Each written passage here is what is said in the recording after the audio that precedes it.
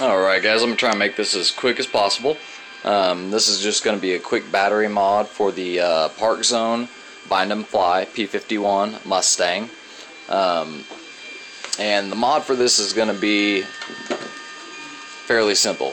You'll notice in my videos that my mods are cheap, things you can do at home that you don't have to buy accessories for, reliable. You're not going to have to worry about problems with the mods I show you. I test them out thoroughly. This mod I tested out today in winds of excess to 25 and 30 mile an hour gusts. Normally I don't have a problem at all flying my park zones and in those winds anyways, even on the stock battery, even though it putts into the wind.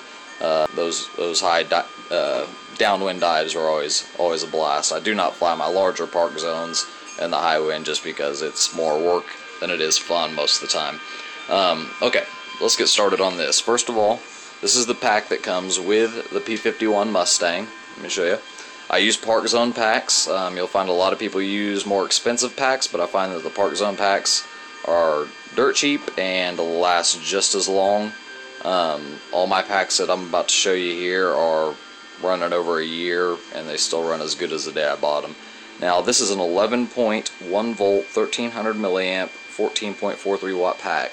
This is the pack that comes with the kit. Now, it's a small pack. It fits in to the plane right through here. I'll show you. Turn the light on. There is the bay right there underneath the electronic speed control. Once again, the plane. This mod I'm showing you here, you do not have to mod anything on the actual fuselage structure itself. All you have to mod on this is the hatch. Now, what we're going to do is take a pack such as this, the one that came with it, 1300, and we're going to run an 11.1 volt, 2200 milliamp, 24.4 watt pack. Now, a little bit of a size difference there, more than a little bit. It's much longer, much heavier, but we got almost the same width. So for this video, I'm going to show you how to mount this pack without doing any mods to the actual fuselage and simply to the cheap hatch. If you have a problem and ever want to go back for some reason, I don't know why you would. Now, this battery fits in the compartment without any mods to start out with.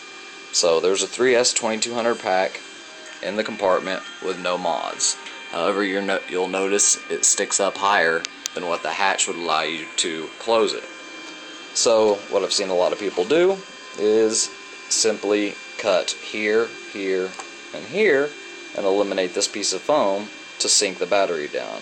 Now, I do not want to do that because this is part of the seam of the plane and the epoxy of the plane, and I keep my throws super high. I don't really fly scale too much. I like to go fast and fly hard. That's what these foamies are made for me. So with super high throws and all that, I want as much solid structure on my planes as possible. So what I did instead of cutting through there is, you'll notice that the hatch has a rib that runs all the way along it. Now on the front of the hatch, I simply cut out a square out of that rib. Did not make it any weaker or anything of such. So now, when I put my 2200 pack in, and once again with this mod you don't have to change the prop, the engine, the electronic speed control or anything. You'll get more speed, more thrust, much longer flight times. I was flying all of my 2200 packs, and I have quite a few in there, at 10 to 12 minutes. Now some people may comment that that's not good, but I have been using these packs for over a year and they're just as good as the day I bought them. So with this, such a smaller engine, smaller electronic speed control, 2200 amp pack, you don't have to change anything. All you have to do is cut a square there. I know it's not that pretty, but I still plan on cleaning it up. I did this at the field today when I was out flying because of the winds. I thought, what the heck, I want more power.